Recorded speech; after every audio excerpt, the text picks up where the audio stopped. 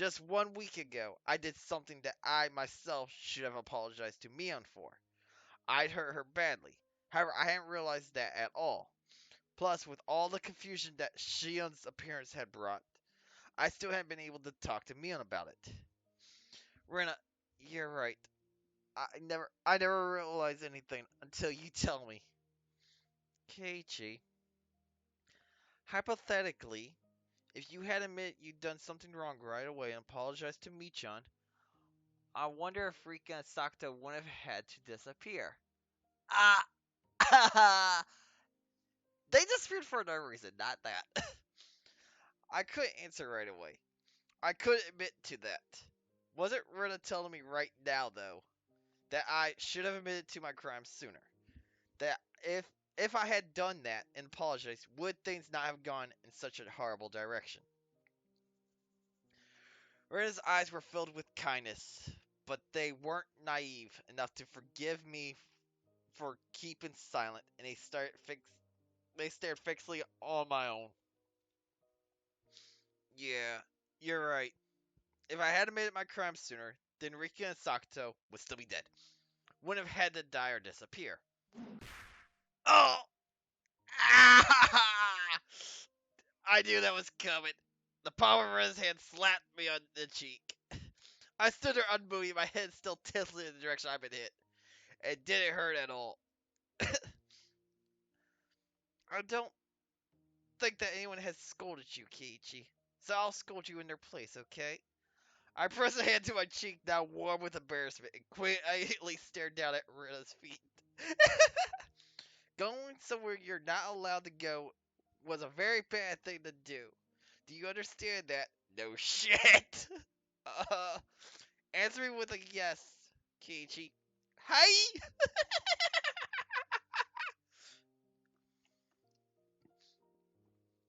Also, what's even worse, you didn't admit to having done something so bad. You should never do anything bad in the first place, but not admitting to it or apologizing for it is much, much worse. I I was wrong. For a few moments, Rita stared at me silently and intently, as if gauging my remorse. Then, finally, the tension in her face softened and she smiled. Okay, then, it's about time. I should be going. Alright. Be sure to give the notice to your mom, okay? Hence why Rena is the waifu of the series.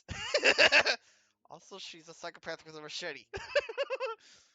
Also, warn her not to go out to pass it on after it gets dark.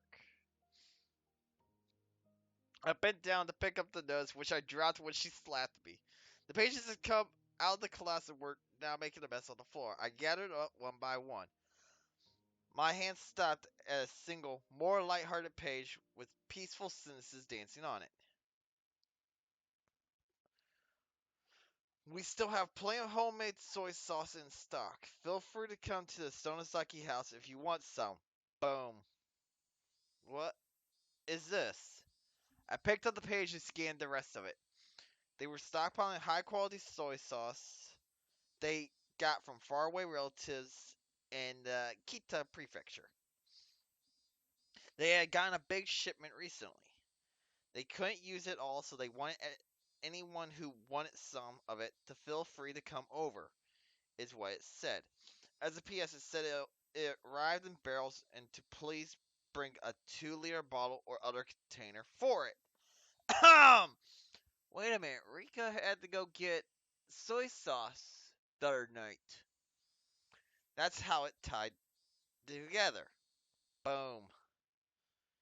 If you need some soy sauce, then you would go to the Zonosaki house. Rena, did you did you know all along? Yeah, I knew. Rena had already been suspicious of Mion as soon as she noticed that the big bottle of soy sauce was missing. Rika had taken the bottle and gone to Mion's house, and there she was erased. Rika wasn't coming back, so Satoko called Mion's house since she knew where she had gone, and then Satoko got called there as well. That meeting on the day the mayor disappeared. Didn't Oishi say that the three families participated in it? The three families would include the Sonozaki family. Dee also say that the current leader was really old, so her heir, Mion, frequently stood in for her at public appearances. While the mayor was returning from the shrine, Mion called out and stopped him. She talked to him, invited him to their house, and then she made him disappear. It was probably even simpler to make Shion disappear. Shion was part of the Sonozaki family. They probably knew exactly what she was doing at all times. I'm sure they even knew her part-time job schedule too. Thinking back, wasn't that Angel Mort store managed by the Sonozaki family? Yes. Setting up an ambush for her there wouldn't have been any trouble at all. I'm going to Mion. I'll go apologize. Uh, I'm going to have her put an end to everything. Mion probably won't forgive me easily, but I'll go and ask her not to sacrifice anyone else. With that decided, there was no need for me to be lazing around here. I put on my shoes and slipped past Rena to exit the house. When she stopped me, I'm going too. Rena, shouldn't you go to school? This is way more important than school. No, Rena, no! Rena, you shouldn't come. If you get wrapped up in this too, did I think I might actually go crazy? Rena didn't move her arm, which was blocking my way. If Keiichi disappeared as well, then I think I might actually go crazy too. Yeah, we don't need you to go psychopathic yet, please. We're not in chapter 5, I believe. Oh, which one's the Rena arc? I can't remember now. I'll have to look at all those. Uh, Rena argued boldly as tears welled up in her eyes. I saw them. I knew the strength of her resolve. Alright, let's go. Thank you, Rena. Rena nodded slightly but firmly and finally let down the arm blocking me. Let's go to Mion's house. I'll apologize for the crimes I've committed. Then we'll put an end to these twisted days. After that, I'll pray that once more we can return to those fun, lively days.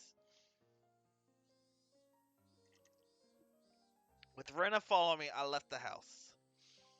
In front of the house, there was a car waiting. It was Oishi. Good morning, Mabara. To you too, Ragu. Together so early in the morning, you make me jealous. Fuck you, Oishi. What a truly praiseworthy man he was if he had been lying in wait so early in the morning just to pressure me into talking. On this morning, though, maybe this was actually a good opportunity. You're from the police. Oh, have I not introduced myself to you, Ragu? Please excuse my rudeness.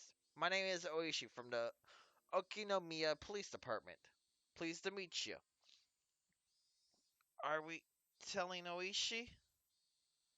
Yeah, I think my palm is enough punishment for your crime, Keiichi, but we should leave Michan to these people. Pain and sadness. I looked down as those emotions built up in my heart. We have something to tell you, Oishi. Well now, what about? Should we stand here and talk, or go inside the car? In the car, please. I continued to look down weakly. All I could do was be thankful for how dependable Rena was.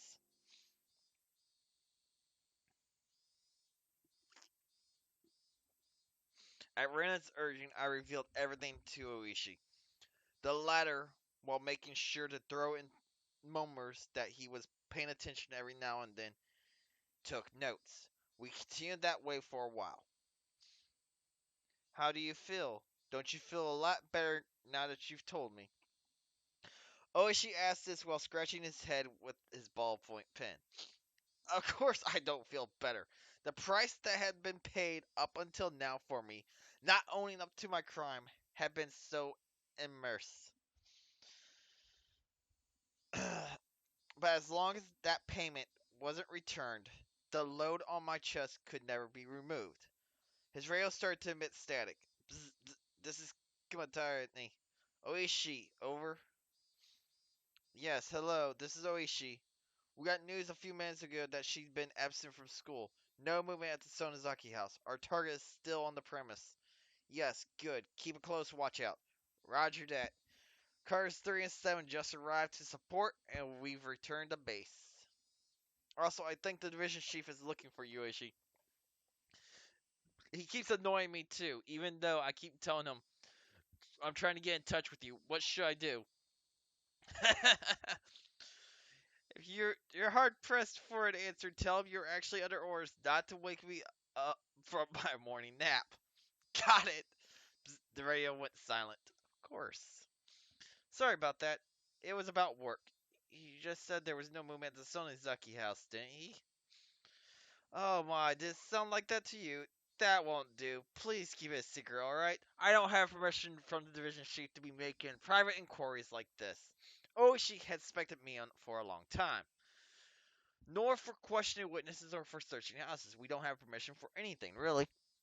The Sonizaki house defenses said to protect the family members are also in full working condition. Without warrant, we can't do anything about anything unless the crime happens right in front of us. Oh, Ishi, could you be? Rena's tone of voice alone was enough to make her spite clear as she stared at Oishi. You can't set foot in the Sonozaki house. Were you trying to get Keiichi to go in there instead? Rena, that's... What do you mean?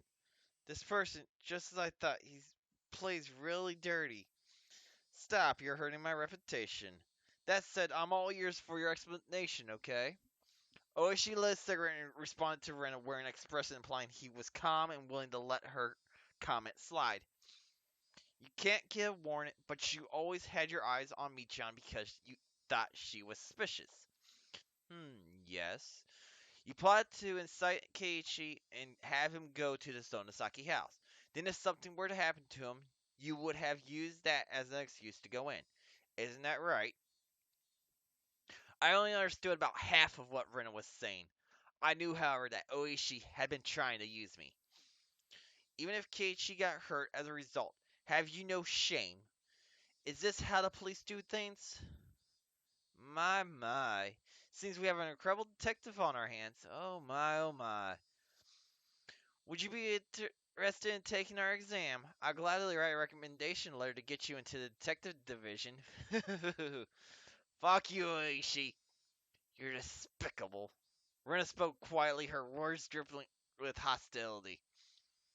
I've been insulted in all kinds of ways in my life, but one or two words from a young girl is always the roughest for me. Be glad Rena does not have the madness right now. Otherwise, you would have a hatchet in your head. Even so, I suppose I should thank you for not arresting Michan yet. Don't mention it. Oishi seemed to be enjoying his exchange with Rena. The things this man thought were like a swamp. I could barely see past the surface. It reminded me again of how much I disliked him. No, Mion doesn't have a. Well, are you saying Mion with the hatchet or madness? Now then, as two esteemed friends of Mion Sonozaki, what do you plan on overdoing now? Will you wait kindly for me to go over the evidence and request a warrant? No, we won't wait for that. We'll go and make Michan surrender herself. That's right. She turns herself in rather than be arrested, she might get a lighter sentence. At this point, perhaps that was the only pity I could find it in me to afford her. I'll keep my mouth shut on that part there. Well, I see. I wonder if it will go that well. If you're careless, you too may face danger, you know. Oh, she was measuring our resolves, so in a strong voice I declared, we're fully prepared. No shit. She gave us an unpleasant yet seemingly satisfied grin. It was then that I realized this man was trying to use us for his own convenience. If anything should happen to us, use that as an excuse, though my greatest hope is that you will surround the place so that the criminal can't get away. Ragu, you're good at negotiating too. I'm throwing in the towel. I surrender. What are you talking about? If the policemen surround Mi-chan's house, then that will be insurance for the worst case scenario. For the worst case. Plus, it would be another way of pressuring Mion to give herself up, wouldn't it? Ah, Oishi Takuma. This is Kumatani.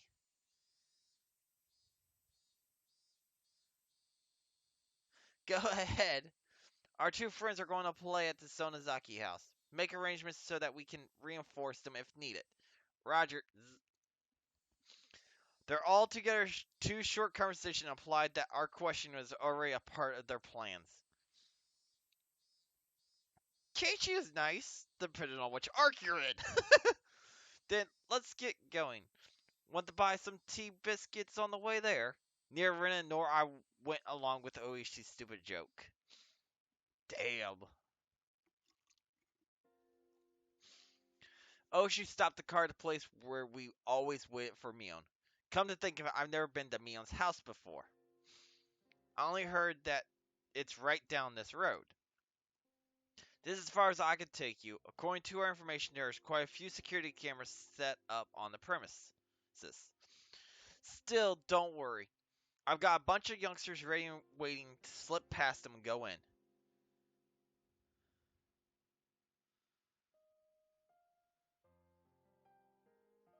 Takadel? Hell no! Rena is the waifu. uh, we'll be monitoring the inside with the one-way mic, so if you two get a loud scream, we'll know right away. We'll persuade her for sure, so please be ready for her to turn herself in. In both our eyes was their determination. It was the only method available to us for lightening the sins of our good friend. Shush! I won't deny it. But shush though. be be plenty careful, you hear? You probably don't believe it right now, but I don't want you two being sacrificed if at all possible. You're right about that. With that response, we left the car. The clinging humidity and voices of the cicadas greeted us. I never had expected this would be happening today. Let's go, Keiichi. Rena took the lead and began the walk down the road I've never been. Rena, you've been to Mion's house before, right? Yeah, a few times. It's a really big house. You can fit a mountain into their backyard, too. You can pick mushrooms and stuff, though there are fences everywhere. Big enough to fit a mountain. That was amazing. One of the three families controlling Himazawa and the head family of the Sonozaki clan. Perhaps there was something to be said about this magnitude. The path continued onwards, level and uneventful. There were metal fences along its edges, and beyond them were woods with trees growing thickly. The fences were high, the tops of them bent and were sticking out like sharp spears. Plus, there was dangerous looking barbed wire wrapping them. No one could look at them and not feel intimidated. In addition, there were signboards hung up here and there along the fences. Private property of the Sonozaki family. Entrance forbidden. Beware of venomous snakes. Active security cameras. Intruders will be charged with entry fee of 1 million. Yeah. Uh-huh. That's 100 million. The hell no. It's $100 million.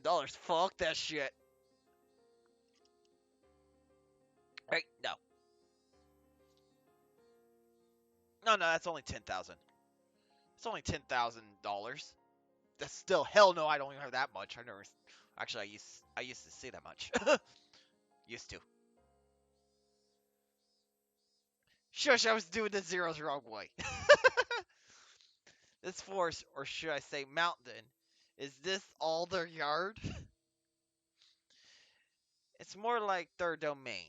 As you can see, it's private property, but nobody maintains it. The forest isn't really the kind that you can go hiking in. No, you won't. You can say that again. It really did feel like a neglected savage woodland.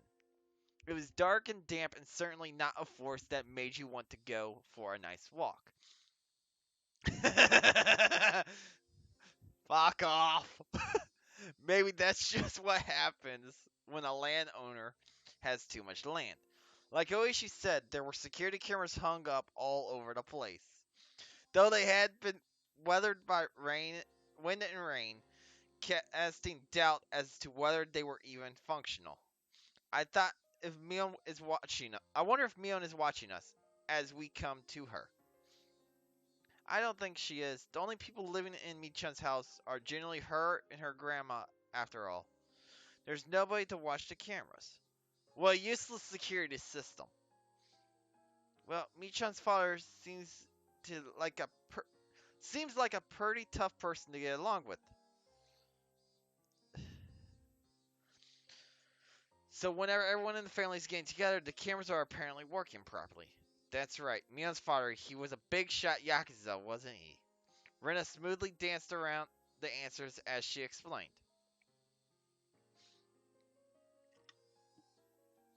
At last, a huge gate as big as I had imagined appeared. Was she living by herself with her grandmother in a house with such a grand gateway? I wonder if she's here. Beep. The old buzzer made a dull sound. Was it cut off in the middle and not getting in the house? Why am I being told to shush? We waited long enough without a response for me to start thinking like that.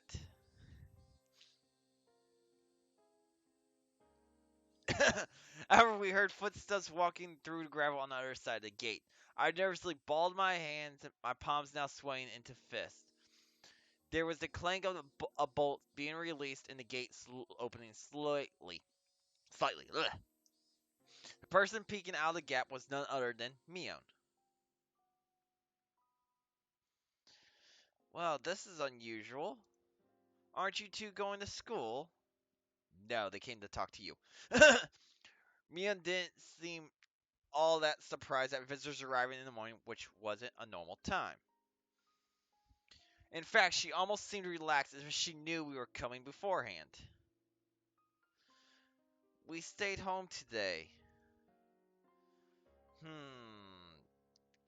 Greta, don't make it seem like you're suspicious. Uh. Kei-chan is one thing, but you two, Rena? You two are such troublemakers. Mion smiled lightly in a way that the Mion we all knew always did. Uh, well, let's not just stand here. Come on in.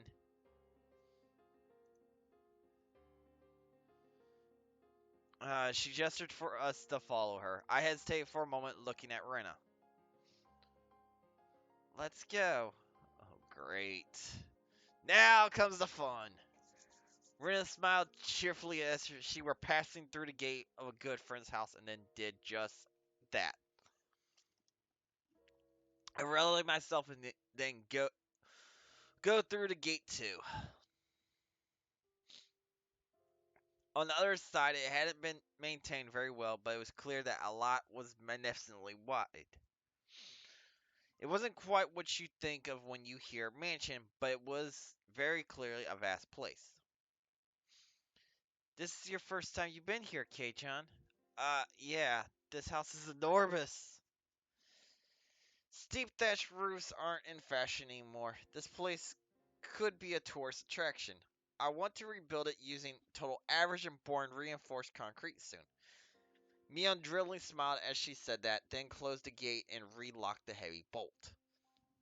Don't worry about it. Things have been dangerous lately. Gotta do at least this much during the daytime. Yeah, you're right. Maybe it was my imagination, but I thought I saw a hint of a shadow in her smile. Well then, good sir, ma'am, I shall show you inside. Please come this way. Mion bowed to us like a worker at a high-class hotel, then pivoted on her heel and began to walk. Rena gripped my stifling arm lightly. Keiichi, you're too tense. We came to see Michan, remember? You don't need to be that nervous. That's right. When I get nervous, I tend to let everything show on my face. I'll stop tensing up. Even if something were to happen, there were two of us. Hoshi's subordinates were waiting outside the gate for us, too. There was nothing to worry about. After thinking about it that much, I realized my nervousness was already gone and laughed at myself. What's this? Mion, what's with the stone on top of the newspapers? It's in the way. There's a pile of newspapers on the floor in the entrance, and there was a large rock on top of them. I didn't understand why something like that was here. Rena noticed me looking at it questioningly and giggled. Rena, do you know? What is this? Some kind of good luck charm? If you don't really know, then feel free to move it out of the way and put your shoes there. Keiichi, there's a nest of swallows right above that stone. Huh? Oh, you're right. This house is for people, but swallows still come in without permission and make nests. It must be like a tradition for them. Whenever spring comes, they always make a nest here. It's kind of annoying, though. In other words, it's a sign to not take off your shoes here because swallow poop could end up in them. I couldn't help but laugh at the silly convenience.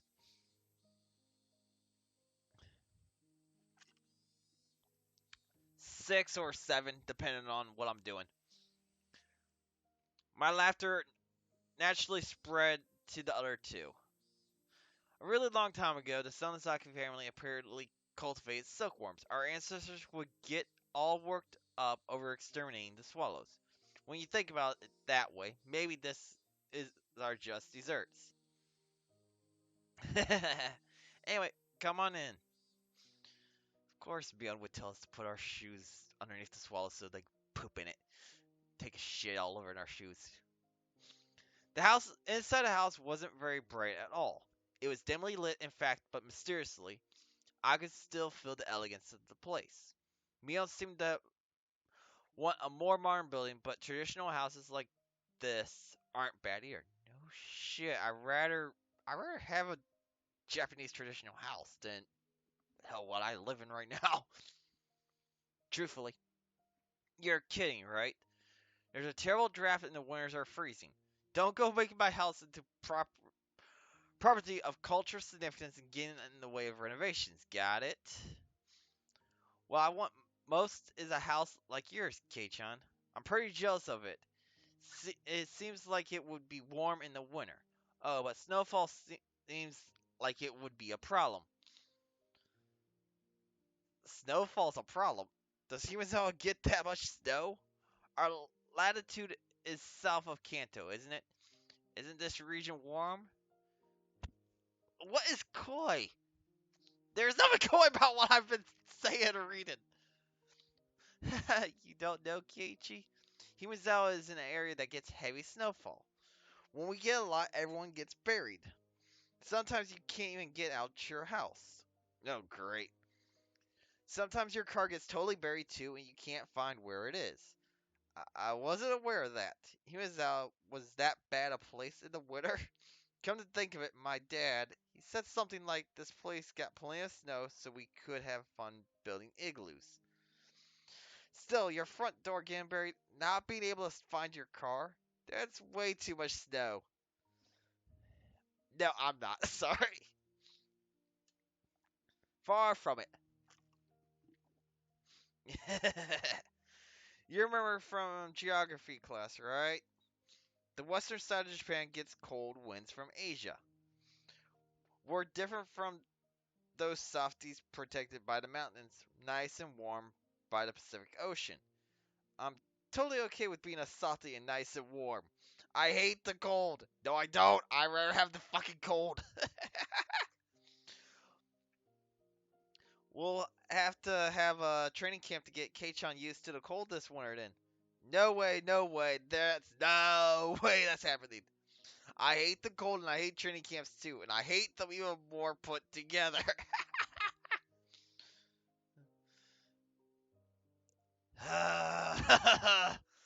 Mion laughed more uprousingly than she ever had, then told us she'd bring some tea and left her seat for a moment. Uh, Now we get to start this part. Still, there's a lot of fun things to do in the winter. I bet our club will be a blast then. Our club continuing activities through the winter. Sounds totally horrible. Like swimming in the cold or marching in the snow.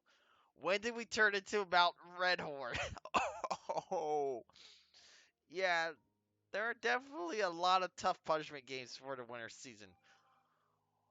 One time she made us have a real carnival in the schoolyard while snow was falling.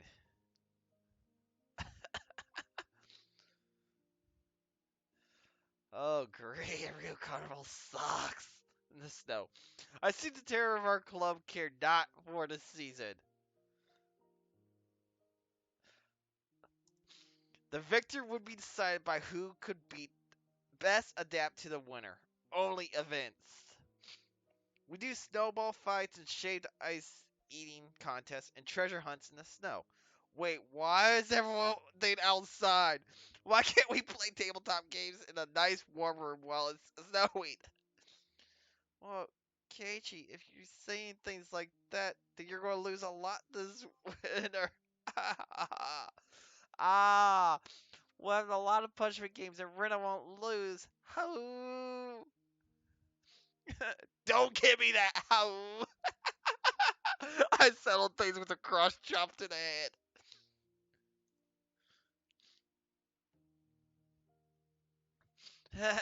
You sure are having fun. Our walls aren't very thick, so be careful not to go flying through any, okay? Well, no, you have mochi walls. The paper sliding door opened and Mion returned with a pot and a complete tea set. Do you want sesame seeds on your rice? Sorry, we don't have much in the ways of bean paste or other good stuff. It's okay, it's okay. We didn't really come here to drink tea anyway. Now to the point. With those words, a smile disappeared from Rena's face. Ah, she did it. That one careless statement reminded us of what we had nearly been nearly been able to forget. I had wanted to enjoy this peaceful time for a little longer, but we put an end to that with those honestly careless words. When she noticed the smile disappeared from Rena's expression, Mia too changed hers. It was as if the cheerful air that was like a warm spring day until a moment ago had slipped through the cracks of the paper doors and altogether disappeared. There was no point in regretting it now. We did not come here today to chat and enjoy ourselves. Mion silently poured the tea. During that time, both Rena and I sat kneeling without uttering a word. Here you go, drink up. We couldn't even mutter a word of acknowledgement at those natural words of courtesy. There's no poison in it or anything. Do you distrust me that much? That's upsetting. Mion gave a bitter smile at that and let her shoulders droop. Mhm. Oh no, it's a quiet fest now. Oh shit. We all remained silent. We remained silent, hoping that someone else would speak up first. That was, however, the one thing we didn't want to do, and so we sat for a long time. At least, at last, Mion smiled scornfully and opened her mouth to speak. Hey, now, Kei-chan, Rena, you're the guest. Didn't you come here for something? If you don't speak up first, this old man won't know what to do. Rena and I exchanged glances, and we both resigned ourselves. Rena opened her mouth to speak first, so I stopped her. Keiichi, it's okay. I need to come here. Let me talk first. Okay, I understand. What would Kei-chan have to tell me? Please give me your daughter's hand in marriage, maybe. Hell no! Never with your Sonozaki twin. Hell no! Again, Rena. That can't do. My little Rena and Kei-chan aren't meant for each other. Go wash your face with miso soup and try again later. Ah! Afterwards, I thought her mean remarks were Mion's own way of showing consideration.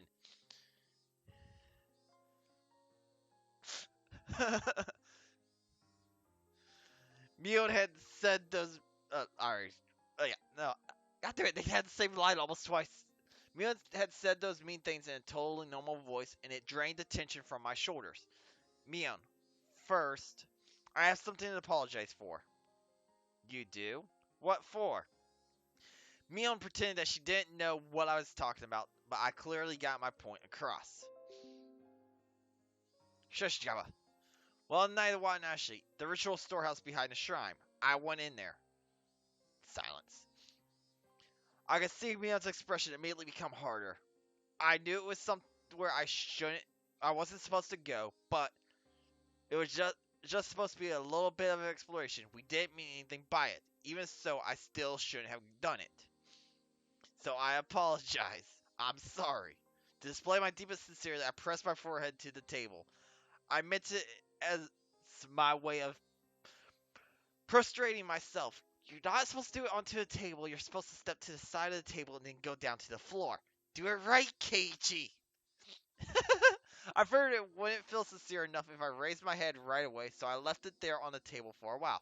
At least you got that part right. Mion didn't say anything. With my face down, I couldn't tell what sort of expression Mion had. Only the voices of cicadas filled the room.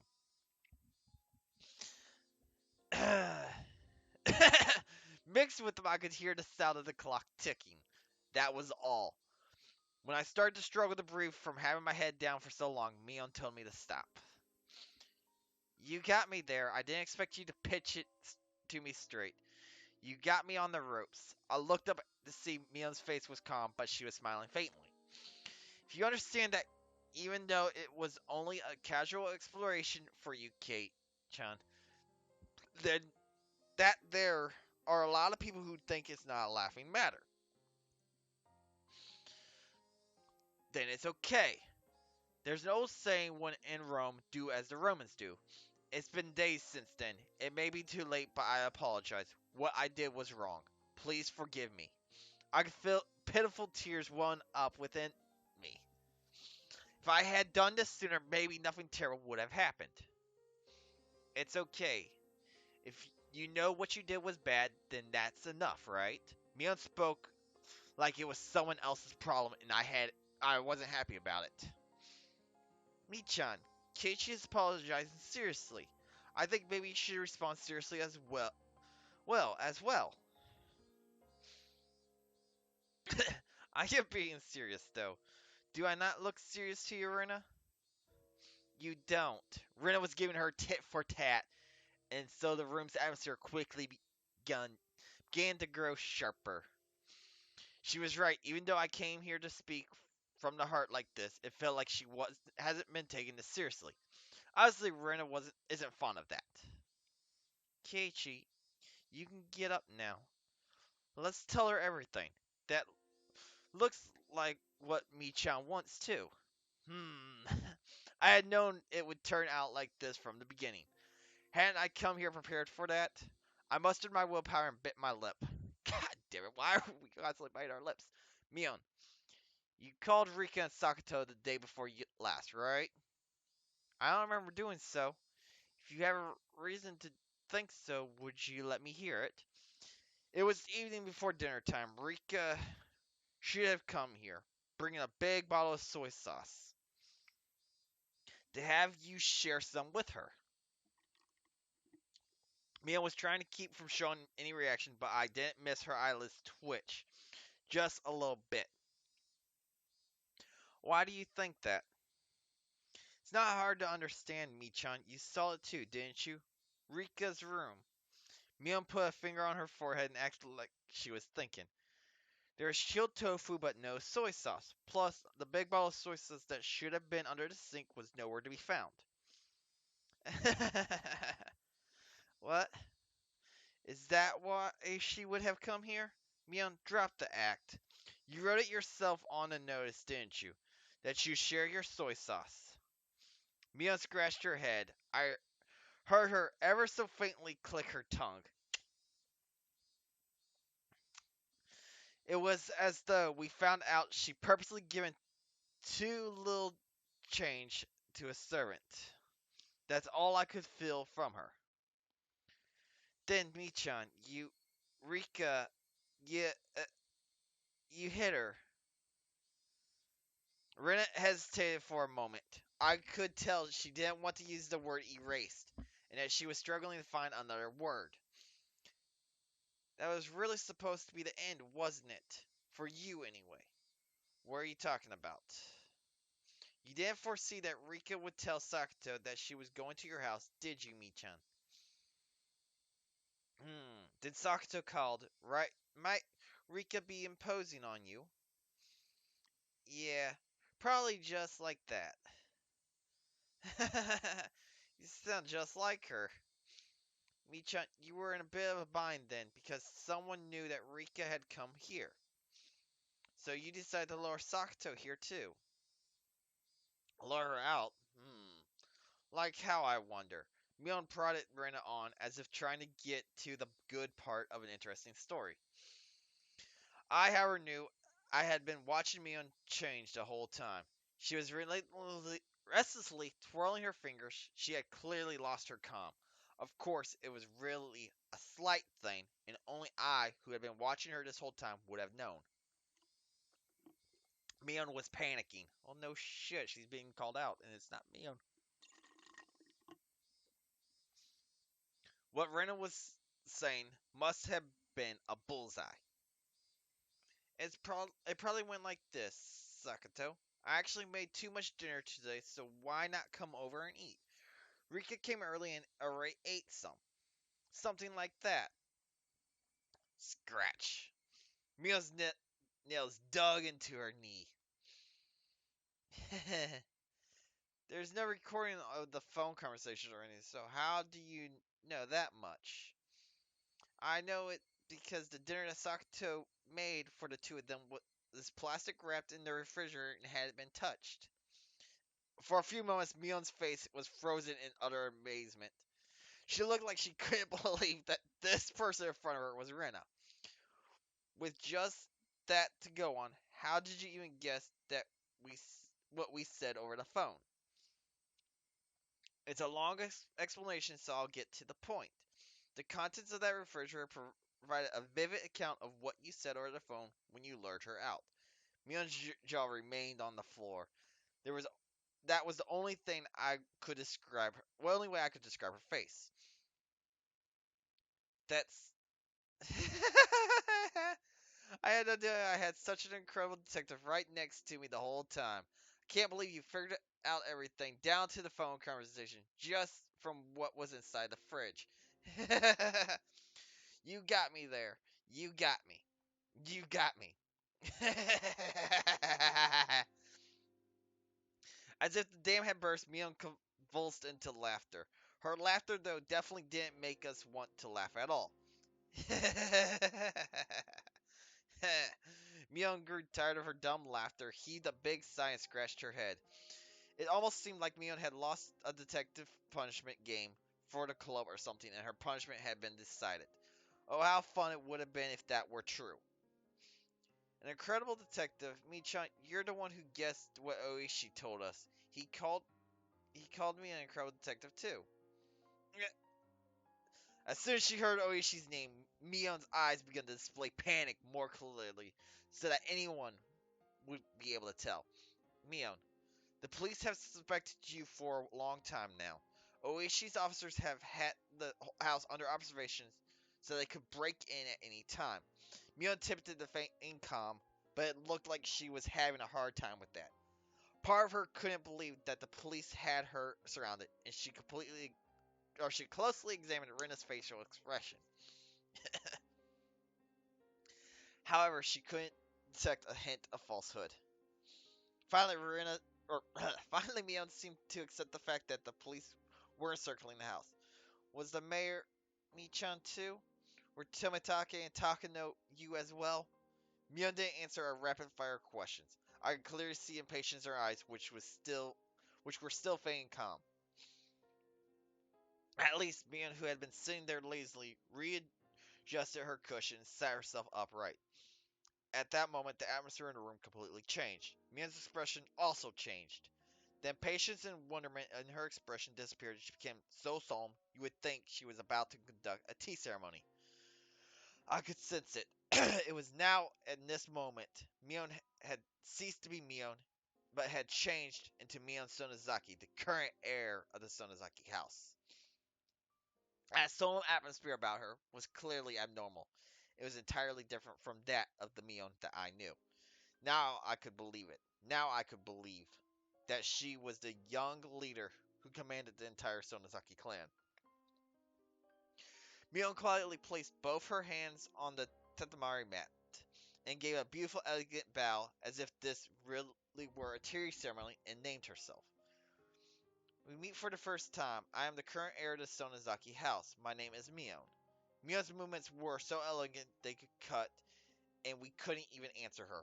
All Ren and I could do was watch, baffled at her actions, which we could never imagine the normal her doing. I would like to welcome you to the Zonozaki main house today. I will greet you in all in a place of in the place of our leader, Oriel. It seemed as though you it seems as though you have various things you would like to ask. If I could be of any assistance, then I would like to answer without concealing anything. What? What did Mion just say? Mion said she would answer anything we asked. There was a strong light of resolve in her eyes. It's really alright if we ask anything then. I shall tell you everything I know. That is why you have come here, after all. Ren and I exchanged glances. There was a mountain of things we wanted to ask Mion. However, we hesitated for a moment on what we should ask first. The first question Rena gave was extremely absent, but it was the question everyone wanted to know right now. Why would you do this? That was what I wanted to ask as well. Why would you do this? That didn't only go for Rika and Sakato. It went for the mayor, Takano, and Tomitake as well. No, even further back, for all the incidents that have been occurring every year. For a little while, Mion didn't or couldn't respond. Right, when we realized that the question was too vague and tried to put it in more concrete terms, she finally opened her mouth to speak.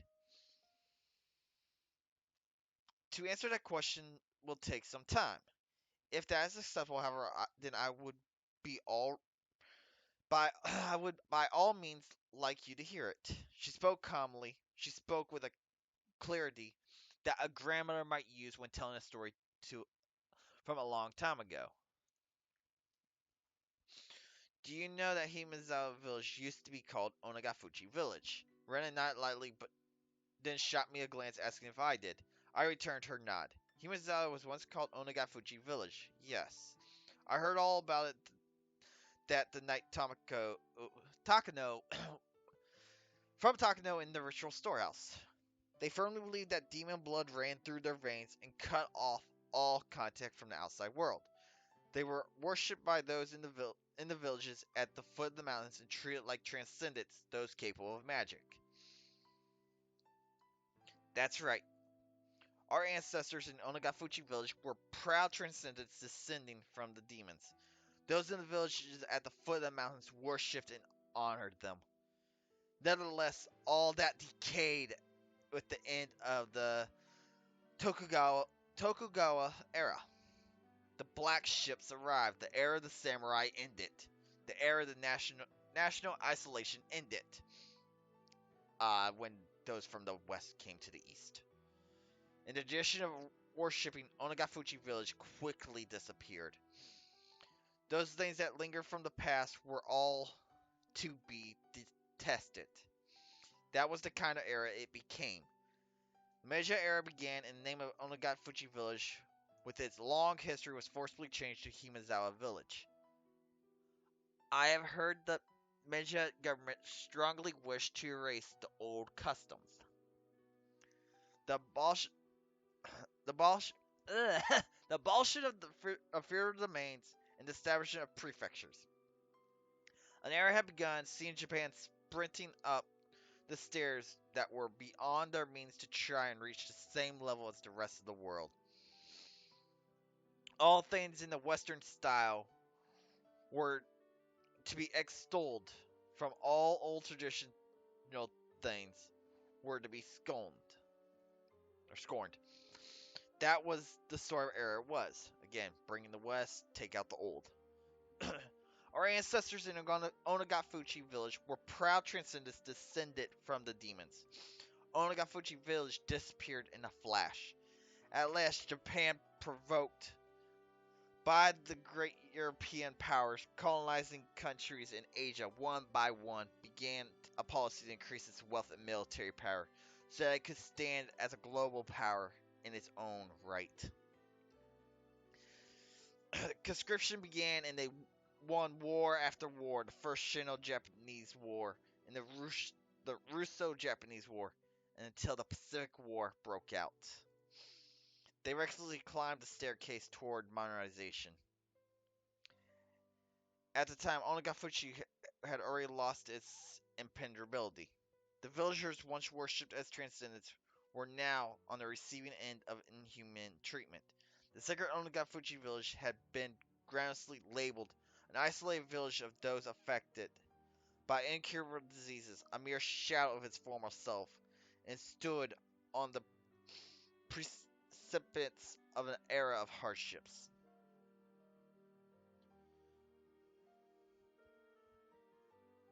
Here's where my cup went. Thus began harsh days where one would suffer unreasonable discrimination just because people knew one was from Onagafuchi. The children in the village at the foot of the mountain were taught not to go near Himazawa because filthy germs were rampant there. Children had come in contact with children in Himazawa would cry and wail as their parents purified the spot they were touched by rubbing salt on it. One adult said to the children that if you got lost in Himazawa, you would be kidnapped by demons, cut up in pieces, and devoured. Never ever go near the terrifying village of man-eating demons. That was what he taught them. Another said that during the famine long ago, the people in Himazawa gathered up all the corpses they discarded into the dry riverbed, then cooked them and ate them in order to survive. Groundless stories, but said in such seriousness. Baseless slander added to baseless slander, making Onagafuchi Village's historically accurate, thrilling history all the more believable. Perhaps the chain of undue discrimination was a manifestation of the people's anxiety toward the uncertain times. Of course, the story didn't end only with the perce- perceptive of children. If anyone found out you were from Onagafuchi, you would be turned down from any job you applied for. People would even go back on engagements and marriage proposals. As for the marriages where one partner had lied about it, as soon as the truth got out, they were made to divorce. It even caused trials. They would appeal that where one came from wasn't an important enough reason to divorce. They would, however, lose their case. Lying about one's birthplace apparently constitutes a heavy act of misrepresentation in marriage. That's terrible. I've heard about such discrimination towards those in small villages in civic class. Just because others knew you were from a tiny hamlet, you would be subjected to every social disadvantage there was, a modern form of bullying. Though I only memorized that because it was going to be on a test one time. I recall being suspicious about it and unable to believe such discrimination occurred in modern Japan. Well, I suppose I can't say that if they weren't asking for it. Our ancestors were proud of the demon blood flowing through them. They they lived their lives boasting about it and scolding those at the foot of the mountain, after all. They struck fear into the villagers down there with their mystique and demanded gifts of dread and tribute. With that, Mion smiled for the first time, a bit in self-mockery. During the Pacific War, despite the slogans that all the country was acting as one, those from Himazawa continued to suffer all manner of discrimination. There were too many ways to count. They would send their husbands and sons to war, and women to home front would on the home front would suffer greatly too.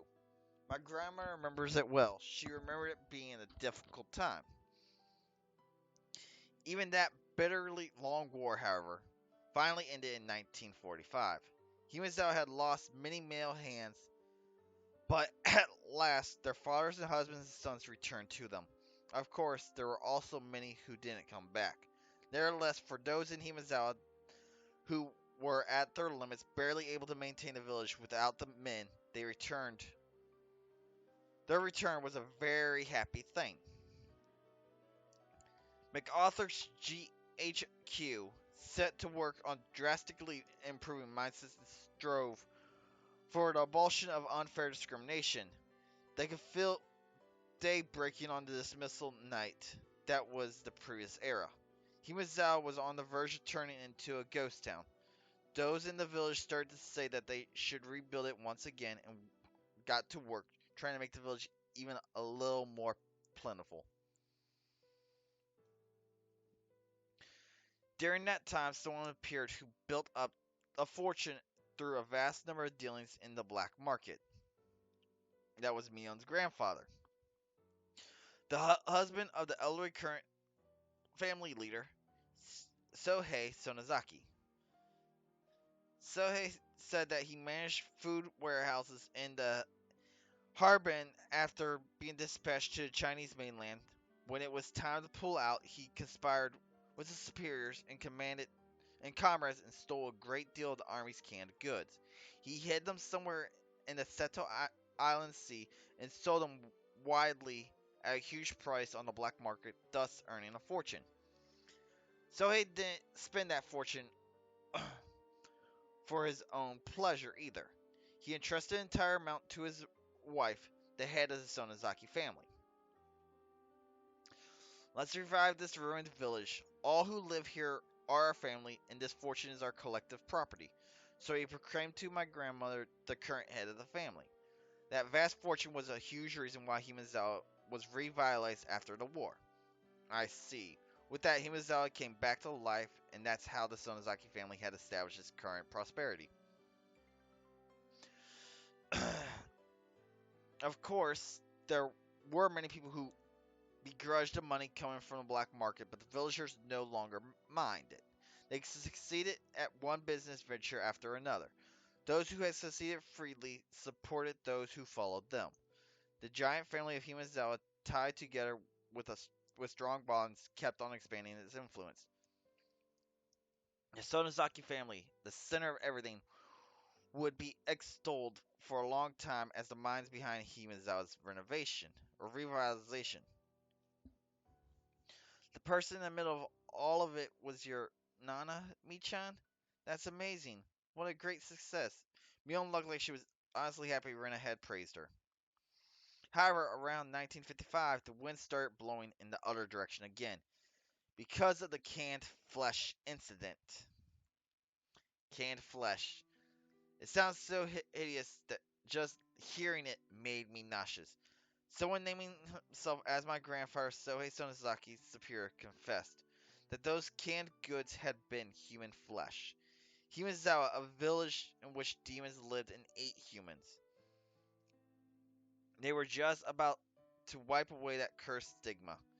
The light they had finally started to see in their peaceful lives grew hazy and disappeared. The shocking truth as revealed by his former superior. The stolen provisions from the old Japanese army that had been a huge cornerstone for Himazawa's revival had been canned human flesh. Why were there cans like that? Wasn't Sohei just the manager of food warehouses? His superior revealed that Sohei Sonozaki did not have the job of managing the food.